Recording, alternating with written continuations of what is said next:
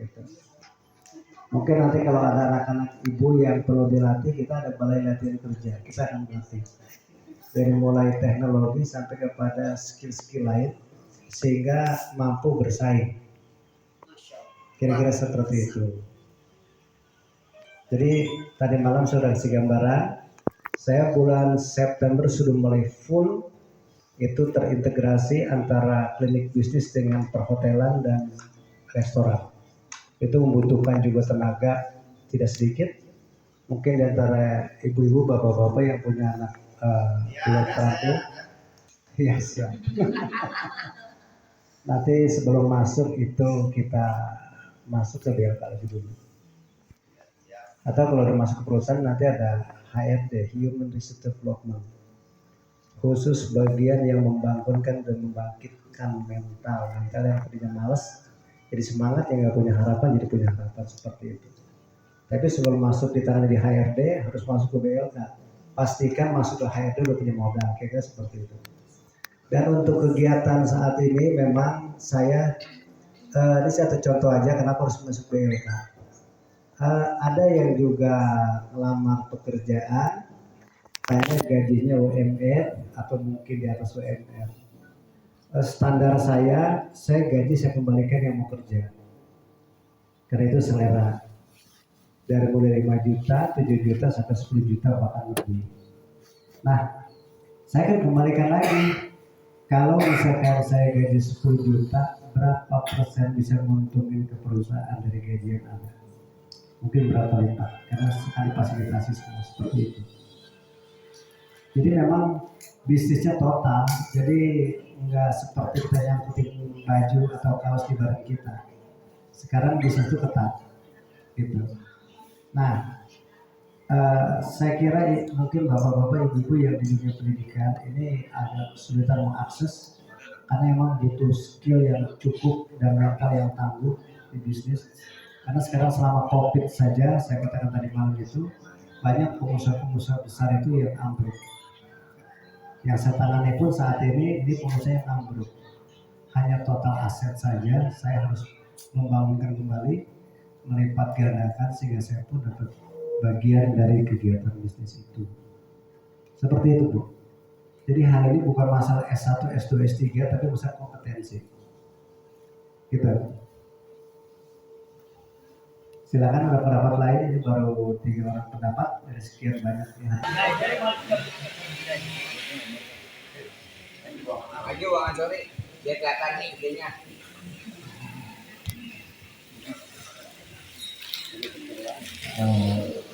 Yang terhormat Haji Sukron selaku ketua siang terpilih tadi malam, juga ketua kita resmi ya. Bapak-bapak dan ibu yang saya hormati, ketika semalam Pak Haji Sukron menyebut-nyebut ada agenda tentang klinik bisnis, saya nggak terkejut. Ada memang kiprahnya di situ. Tapi kemudian ketika Pak Haji Sukron menyebut kita akan membuat pondok pesantren, yayasan ya berbasis pondok pesantren, saya agak terkejut. Kenapa?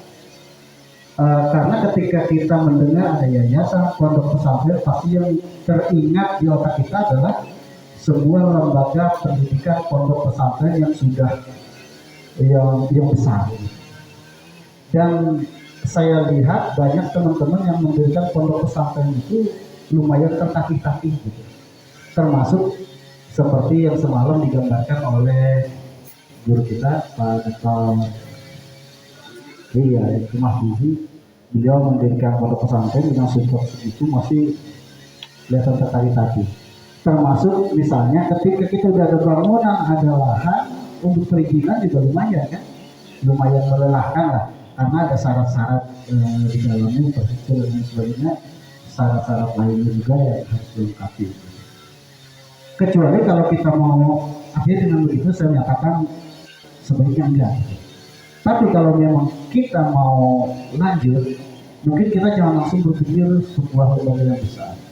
Saya ambil contoh, di tempat saya ada orang yang punya kepedulian sosial sama seperti Ustaz Supra. Dia bilang gini, saya dirikan pesantren Kalor untuk tahun pertama.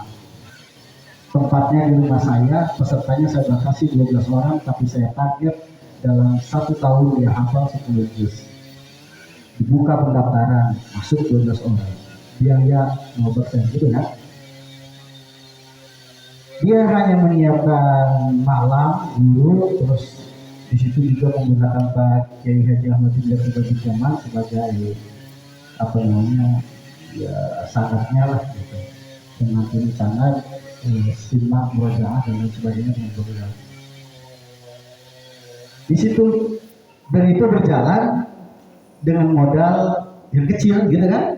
Tetapi pada tahun berikutnya bisa jadi akan lebih berkembang ketika kemudian terlihat santrinya sudah mulai lumayan, pendirinya udah berjalan, bisa lewat proses mendirikan yayasan, lahan sudah disiapkan, bisa jadi gitu.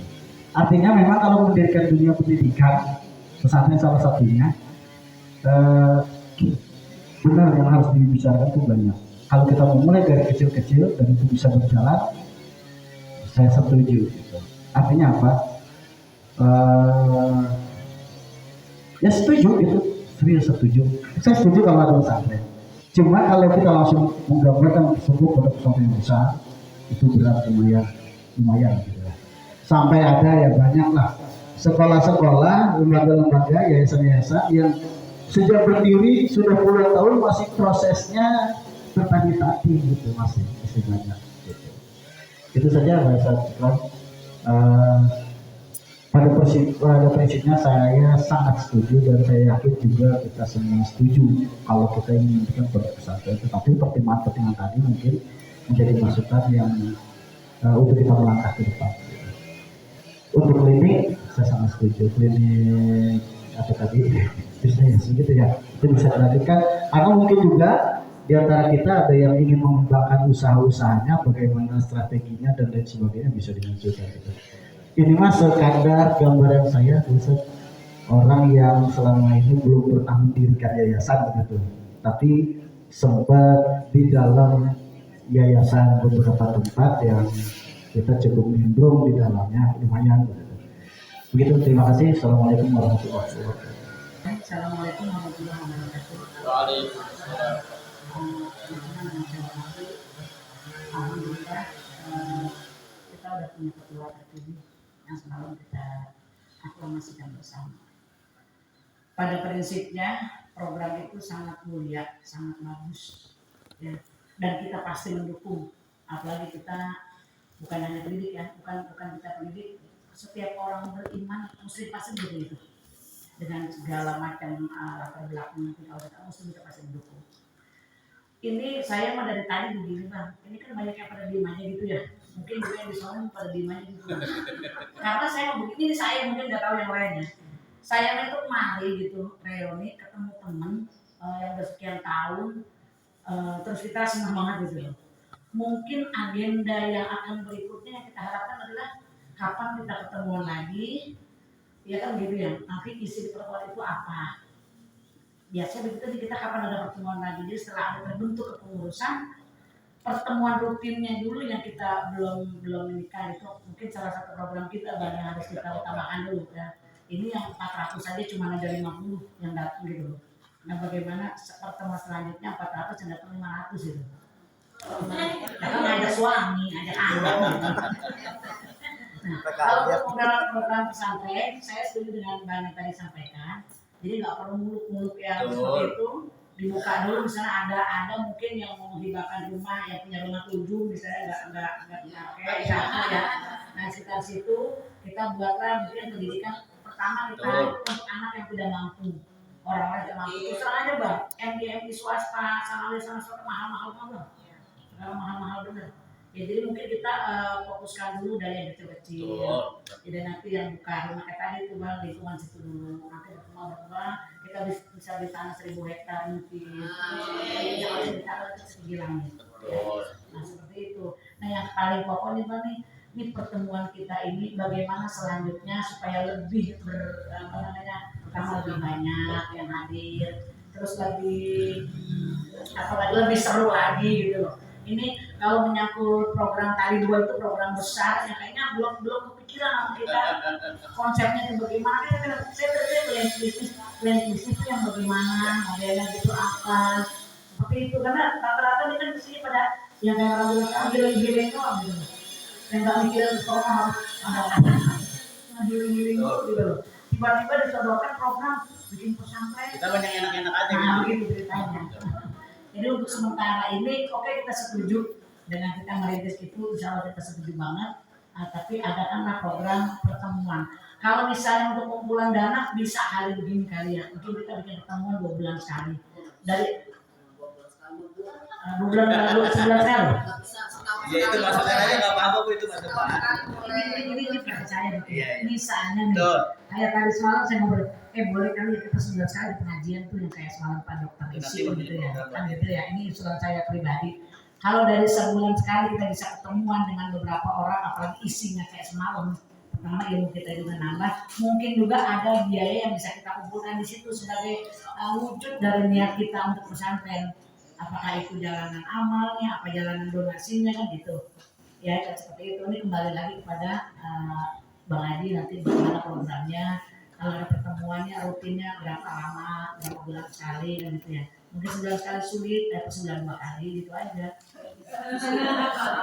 Itu nanti adanya di raker Bu, nanti setelah terbentuk kepengurusan lengkap baru ada raker masih jadi program. Ini ibaratnya menggelontorkan bagaimana proyek besar ini kira-kira bagaimana pendalamannya seperti itu. Ya begitu tadi, makanya tadi kita ngomong aja kan. Itu tadi gambar pesantren itu pesantren. Iya. Berarti itu kan sehingga butuh panjang. Panjang banget nih. Jadi yang pendek dulu dah. Ya, Yang pendek itu pertemuan kita gitu loh. Nanti Evaluasinya bagaimana supaya nanti yang datang lebih banyak lagi atau lebih seru lagi acaranya. Jadi juga aja. Jadi biar gitu aja mungkin yang belum paham, apa namanya belum, ya pun ada gambaran sana gitu loh.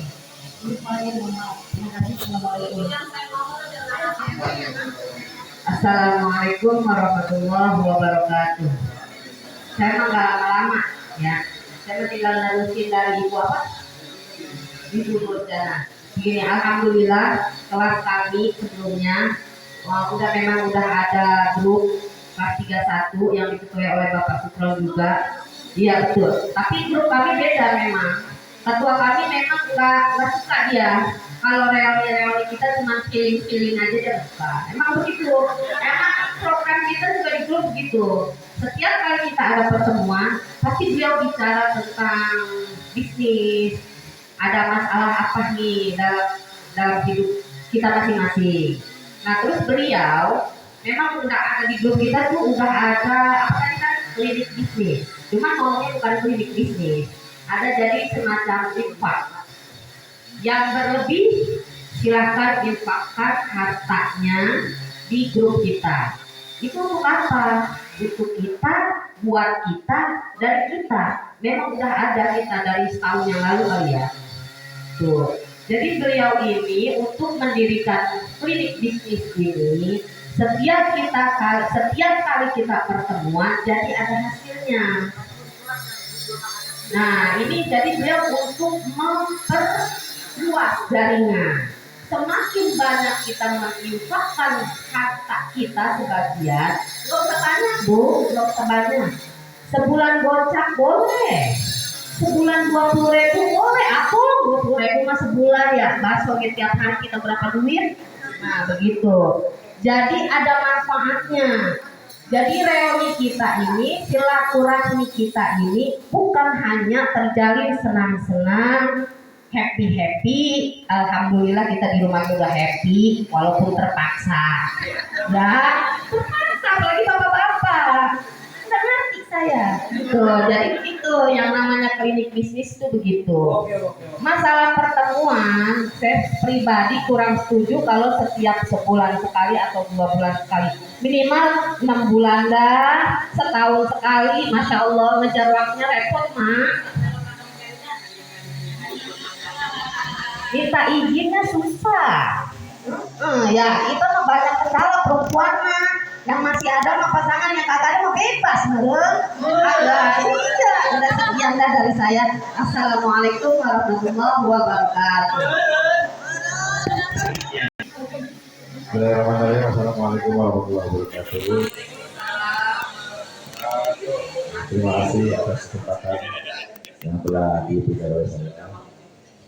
Mungkin dari semua apa yang diutarakan, ya tadi saya agak lebih fokus pada beberapa pendapat yang terakhir.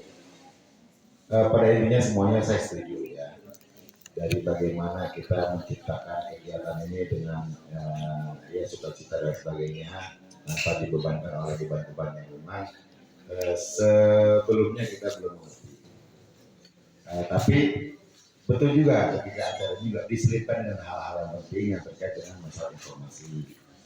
Nah, kalau secara pribadi kalau di saya, ini saya jujur saya spesialis jasa, bukan spesialis barang. Saya nggak tahu nanti Bang Yusuf Ron ketika pemaparannya ke depan itu terkait dengan barang dan jasa atau mungkin foto dulu. Ya misalkan contoh gini, ketika adanya proses BLK itu kan yang memaparkan apa itu BLK adalah dia menawarkan jasanya dia. Artinya mentor itu kan jasa. Nah, tapi ketika si yang mendapatkan ilmu dari situ dalam bentuk barang dan sebagainya itu sudah menjual barang. Saya dalam hidup saya dimulai saya kenal yang namanya duit hasil kerja selalu berbicara jasa. Ya mungkin dalam hal ini jasa pelatihan, jasa ngajar, jasa bantu orang, pokoknya semuanya berkaitan dengan jasa. Dan ya itu salah satunya. Dan yang paling nggak bisa adalah jual barang. Jangan bang, ya Allah, barang mana harus mau dijual. Ntar saya kotek.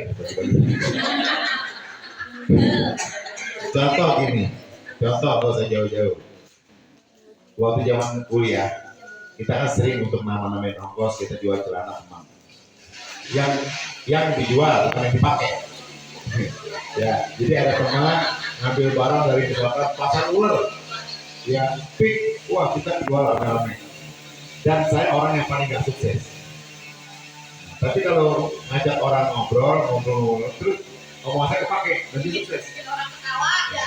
Iya, itu mungkin bagian dari ya yang sekarang saya lakukan. Artinya ketika ada teman yang mau jual barang, terus diminta saya untuk memberikan arahan-arahan, jadi itu barang tuh jualnya laku. Tapi saya sendiri ketika saya pakai ilmu yang saya berikan ke orang lain untuk saya jual sendiri, barang saya belum tentu laku. Jadi artinya memang saya kayaknya lebih, mohon maaf, bukan saya mengingkari apa yang menjadi ini, yang menjadi apa pemberian yang kuasa. Ketika saya menjual, hampir tidak pernah sukses. Tapi ketika saya menjual jasa, ya saya selama ini ya seperti sekarang ini dari mulai kurus sampai gendut, ya ini saya hasil dari jasa. Kayaknya hobinya di jasa. Gitu. Nah mungkin yang saya pertanyakan nanti, apakah nanti ya saya sih paham ketika ada BLK, ada klinik bisnis. Klinik bisnisnya adalah mungkin barang, tapi proses kliniknya adalah jasa, gitu ya. Karena kan memberikan knowledge ke orang lain. Nah ini yang nanti perlu dimasukkan ke dalam agendanya Pak Yusuf Ron untuk langkah selanjutnya. Terkait masalah pondok pesantren tadi, udahlah saya menyerahin kepada yang makomnya saja, yang jagonya saja. Ya. Saya nggak, jujur saya sangat, mohon maaf bukan saya sok-sok lagu, saya sangat agak bertentangan diri saya ketika saya ngajar. Karena saya paling nggak terlalu, saya sangat terbebani ketika saya dihormati orang. Gitu. Ya, paham ya? Kalau orang udah bisa dihormati, lupa kalau dirinya ketika dihina orang. Itu poin buat saya. Ya gitu. Jadi sampai saat ini saya mendingan di dunia bercanda yang tidak juga saling apa ya? Mungkin lebih polos aja sih, lebih polos aja. Ya itu yang saya makan. Majalah betul. Kepengennya kita di sini udah healing aja. Tapi ada poin juga. Kalau healing, saya sempat ngomong sama Bang Yusuf Ron, reuni itu enaknya cuma 2 jam 3 jam pertama. Kalau kosong kegiatan. Kenapa? Datang mari cepet-cepet, oh apa kabar, aku berapa, berapa keluarnya, 3 jam juga bosan.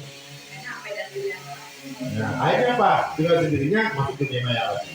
Tapi ketika itu dibantu dengan hal-hal yang sekiranya mungkin ada manfaatnya, bercanda-bercanda dan sebagainya, itu mungkin akan memberikan sesuatu yang baru. Ya contoh lah misalkan Afgan atau apa namanya kemarin ya, itu bikin kegiatan itu keren. Ketemu ada guru bagi-bagi, mohon maaf ya, ada sesuatu yang diberikan ke guru, terus ada penampilan makan pulang. Ya ada tuh ya yang sekiranya bisa itu enak. Oh tiba-tiba semalam kita bisa lihat gambar, kita bisa melihat makannya pada becek, kan itu kan membawa pulang sesuatu. Nah terus juga si kakak kelas kita alhamdulillah ini juga agak beda. Ini adalah poin siapa? Poin buat siaga kita. Nah kemungkinan besar kalau memang kita mau bentuk seperti ini lagi, itu bukan perkara sulit. Karena diawali dengan niat bersama. Ini kan niat bersama nih. Apalagi keinginannya macam nanti pengen dong lebih banyak lagi. Nah itu nanti PR itu buat pengurus untuk bisa lagi menyambangi, untuk bisa lagi dan sebagainya. Itu ya. Terima kasih. Dan inilah payung kita nih. Ini payung kita untuk kita menuju pada sukses. Baik itu soal bisnis, baik itu soal healing. Sebab kalau buat saya, payung tidak pernah memberitakan hujan. Tapi payung bisa mengantar kita sampai tujuan. Terima kasih. Assalamualaikum warahmatullahi wabarakatuh. Bismillahirrahmanirrahim. Assalamualaikum warahmatullahi wabarakatuh. Bapak Ketua Siaga dan teman-teman sahabat yang saya hormati, ingin saya berpendapat kali sedikit ya. Begini, tadi saya sudah melihat banyak sekali bahasan yang sudah cukup dalam kelihatannya. Kalau saya sih begini, momen kita pada hari ini kan halal bihalal, dan acara intinya adalah pembentukan pengurus siaga yang baru. Kalau kita bicara program kayaknya udah terlalu dalam bang, kalau menurut saya nih, karena kita masih pengurus yang baru. Maksud saya kita optimalkan dulu nih susunan kepengurusan yang baru di antara orang-orang yang hadir di sini. Kalau pengurusnya sudah ada, nah kita baru bicara program. Kalau kita ini kan program dulu, pengurusnya baru ketua doang. Seksi ini siapa, nanti lu bergeraknya siapa. Kalau kita udah ada kepengurusan seperti itu, jadi lu tuh nanti, oh ini loh yang akan kita programkan. Udah ketahuan tuh orangnya yang akan berjalan. Kalau ini kita masih bingung, belum apa-apa udah ditawarkan dengan kegiatan program yang sangat berat kalau menurut saya. Bukan hanya dalam waktu singkat yang tidak mungkin kita laksanakan, dalam waktu setahun 2 tahun kok kayaknya nih satu hal yang mustahil. Jadi harapan saya momen seperti ini kan nggak gampang bang. Apalagi nanti besok kalau ketua sudah pengen menyusun susunan pengurus, ngumpulin orang kayak banyak ini susah ente. Belum modal, belum waktu, kapan lagi? Ini ngundang orang 400 datang 50 orang udah bagus. Jadi harapan saya nih, karena kita ada pengurusan yang baru, itu dulu kita optimalin nih pengurusnya. Yang ada di sini dimanfaatin, kagak ada nyari di luar. Artinya yang nggak datang hari ini. Kalau pengurus udah mantep, nah baru kita bicara program. Mau kayak gimana ke programnya? Mau ketemuan 3 bulan sekali, mau setahun sekali, itu bisa dimusyawarahkan. Apa bentuknya arisan, apa bentuknya nabung, apa bentuk nanti ngumpulin pedagang-pedagang pelaku usaha saling bertukar produk. Ayo jalan. Saya yakin semuanya kita punya potensi masing-masing. Ya, Bang Haji Syukron punya produk. Ya, Bang Lutfi juga punya jasa yang sangat luar biasa. Dan teman-teman kita ini masing-masing sudah punya potensi. Saya juga barangkali. Kan kita saling membantu, saling membutuhkan kita. Nah, begitu. Jadi kita jangan dibuatkan satu program yang berat dulu, Bang. Kalau sekarang berat ini masih dipikirkan oleh ketua. Kalau udah ada seksinya kan enak kita berbagi. Ya, Bang. Jadi harapan saya seperti itu. Jadi juga barangkali dengan adanya kita kumpul di sini nih, memang harapannya kita nih biar bisa lebih erat lagi begitu ya. Lebih erat lagi dengan satu kegiatan. Tanpa ada kegiatan susah kita ngumpulinnya. Ya, susah kita ngumpulinnya. Orang banyak begini aja gitu, panitia udah susah payah nih kan. Ngumpulin segini juga. Justru karena peluang seperti ini dimanfaatkan dulu, pengurus dimantepin nih. Ini menurut saya, Bang ya. Jadi saya memang tidak mau menanggapi dulu masalah program. Program itu bisa kita susun dengan kepengurusan yang baru. Terima kasih. Assalamualaikum warahmatullahi wabarakatuh. 2 menit ya, langsung aja Bapak Ibu semua. Assalamualaikum warahmatullahi wabarakatuh. Saya memperkuat tadi dari Bang Atmaja. Kalau tadi disebut terbentuk pengurus, mungkin saya beda. Saya orang yang menyatakan belum pengurus, baru ketua. Iya, ini agak berbeda. Dan belakangan saya setuju sama Abang. Jadi ini belum pengurus, baru ketua. Dan tadi apa yang dipaparkan Bang Haji Sukron, saya bertanya, ini programnya Bang Haji Sukron apakah program organisasi? Itu kan pertanyaannya. Nah, saya akan memahami secara organisasi, tapi pengurus sebelum ada. Oleh karena itu, menurut saya, apapun program yang bagus tadi, jawaban pasti semua setuju, gitu kan ya. Tapi harus masuk ke organisasi ini. Nah, Bang Haji Sukron mau mengadakan program dalam bidang bisnis, maka pengurus dibentuk nanti bidang pengembangan bisnis. Orang yang ditunjuk adalah orang yang memang punya keahlian pelaku bisnis. Kemudian dia berprogram tentang ada pembangunan sekolah berbasis pesantren. Diberi judul bidang pengembangan pendidikan. Di sini banyak kepala sekolah, banyak praktisi pendidikan. Beliau yang ditunjuk. Nah, nanti beliau dibebani tugas-tugas itu, membuatlah dia program-program atau proposal-proposal yang pada akhirnya setelah orang itu ada, struktur organisasinya kuat, berkumpul, dicari waktunya yang pas, baru kita memaparkan yang tadi, kesanggupan ente seberapa, sanggupan ente berapa. Kayaknya itu aja, kurang dari 2 menit ya teman-teman. Demikian, terima kasih. Mohon maaf Pak Haji kalau nggak kurang puas dari apa yang saya sampaikan, tapi jangan sampai dari kepuasan di luar. Assalamualaikum warahmatullahi wabarakatuh. Saya respon. Hari ini saya baru observasi, membaca potensi yang ada di kita. Saya bukan menyodorkan program yang belum waktunya. Gitu ya, itu boleh paham ya. Kalaupun pengurus belum dibuat, memang baru ditunjuk sebagai koordinator ketua. Insya Allah saya juga minta Bang Halimudin sebagai wakil, nanti bisa kerjasama. Terus yang kedua bendahara Bu Amani, Bu Aminah, tinggal terusin. Terus sekretaris Bu Jaida, tinggal terusin lagi. Itu kalau program ente tujuh tuh punya catatan gitu. Udah, nanti kita ini teknis, nggak masalah. Saya nggak mau terlalu formil, ya. Saya orang praktisi, saya nggak mau terlalu formil. Hari ini saya hanya penjajakan. Ini ada nggak sih orangnya? Kira-kira gitu ya. Setuju sih nggak? Nanti kalau kayak gitu baru kami susun dan kami bentuk strukturnya, baru kami ada raker di situ, diputuskan. Ini baru wacana, paham ya? Ya, ini baru wacana. Saya tidak berbicara program permanen, tidak. Tadi saya katakan ada 2 kegiatan antara bisnis dan non bisnis. Tidak setuju juga bukan masalah. Karena saya juga akan segera mendirikan yayasan di Cijeruk. Karena saya mengadakan kegiatan bisnis juga. Nah, itu berkaitan dengan pendidikan di Cijeruk, di atas lahan 11 hektar yang sudah siap. Di situ ada balai latihan kerja lengkap, gitu ya. Itu wilayahnya wilayah dukungan bisnis. Jadi hari ini saya mempersilahkan teman-teman yang punya kemampuan di bidang itu.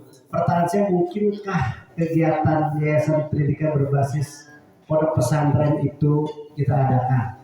Itu pertanyaan saya. Itu buat bahan, ini baru penjajakan. Kalau itu lakukan no problem, karena SDM-nya terbatas, gitu ya. Ini bukan lagi saya pemaparan program, pengurusan kan belum ada, bukan. Ini baru bahan lagi mengumpulkan data. Itu biasa observasi kayak gitu. Ini lagi observasi saya, begitu ya. Ya, ini bukan pemaparan program sekali lagi, gitu. Terus yang kedua, tadi Bu Halimah menggambarkan, terus Bu Jinung juga sudah memberikan satu gambaran juga, termasuk Pak Ahmad dan Mas Zorik dari yang kecil. Memang ini berangkat dari yang kecil. Tadi sudah dijelaskan sama Bu Halimah itu, memang dalam satu kelas kita memupuk infak ya, yang 20.000, yang 50.000, yang 200.000 setiap bulan masuk infak dari kita untuk kita, untuk siapa lagi? Dari kita. Dari kita. Iya, ya udah saya nggak hafal juga. Hari ini bisa dinikmati oleh teman-teman yang ikut bergabung ya. 300.000 kali sekian orang gratis. Transport PP gratis. Enak kan? Enak nggak? Enak. Kalau tahu sebenarnya karena mereka beliau ini belum tahu jadinya. Iya. Ini dari kelas 1 kelas saya kembangkan jadi 8 kelas. Gitu kira-kira ya. Logikanya bisa terima kan? Kegiatan itu diantaranya kita nyantun, memberikan keringanan bagi keluarga yang sakit. Kita harus bagi yang sakit ya. Terus yang kedua, andai ada kematian, kita berikan santunan. Kalau yang suaminya atau anggota yang punya usaha, lalu usahanya sedang bermasalah, kita bantu. Nggak mesti uang juga, di mana kita akan pelajari di mana letak kegagalannya. Salah satunya uang, kita bantu modal tanpa bunga. Dan gas sprayer atau keringanan itu kita sampai 3 bulan nggak usah dikembalikan. Mungkin 6 bulan nggak dikembalikan. Setelah 6 bulan baru dikembalikan. Dan itu hanya modal, tidak ada bunga dan sebagainya. Yang ada hanya infak tiap bulan bagi yang memang ada dan berkenan untuk memberikan infak itu. Terus Desember kemarin memang saya stop infak itu karena infak nggak jalan. Jadi stuck dana itu nggak ada yang pinjam, sehingga dimanfaatkan buat kegiatan silaturahmi ini. Kita masih ada dana itu waktu itu 13 juta lebih. Seperti itu ya. Jadi ini nggak langsung gede. Ini dari kelas 1 kelas yang 31 saya kembangkan jadi 8 kelas, kira-kira begitu. Jadi masih disebut wacana, berapa ketua sudah menyebut Pak Anies sebagai wakil, Bu Ida sebagai amanir, Amin sebagai bendahara. Tapi disebut tadi sebagai wacana. Kenapa nggak sekalian aja mumpung orangnya? Ya, saya kira gini, ini jangan kalau formal ya, saya juga nggak suka juga. Saya tuh praktis-praktis saja. Hari ini kita baru penjajakan ya. Bang Ali Murdin saya minta, terus Bu Amina, terus Bu Haji Ida yang sekretaris lama. Saya belum ada pertemuan, baru saya minta seperti apa sih nanti kerjanya, nanti saya akan bicarakan. Baru poin terakhir, oke, baru saya keluarkan gitu. Saya katakan ini baru penjajakan ya, baru observasi. Jadi belum fix semua, bisa jadi Bang Ali dengan alasan tertentu nolak juga. Jadi wakil atau mungkin bendahara dan sekretaris. Iya. Jadi saya juga belum tahu siapa yang punya waktu dan punya kemampuan di bidangnya. Nanti pada saat kita siapkan bidang yang kita keluarkan dari struktur ini yang dibutuhkan di awal ini masih terus penjajakan, jangan sampai dicantumkan nggak jalan gitu. Kita pengalaman kemarin panitia reuni sempat dibekukan asli. Mungkin ini nggak banyak tahu, saya buka aja. Dibekukan karena memang kerjanya nggak punya target. Saya kerja target ya, makanya saat saya lihat kerjanya kurang maksimal, saya mau untuk dibekukan ke ketua panitia, sehingga dibekukan, sehingga diganti dengan Pak Aden. Pak Aden nggak dibekukan, mau dibeku dia. Mau dibeku deh. Ya. Terus saya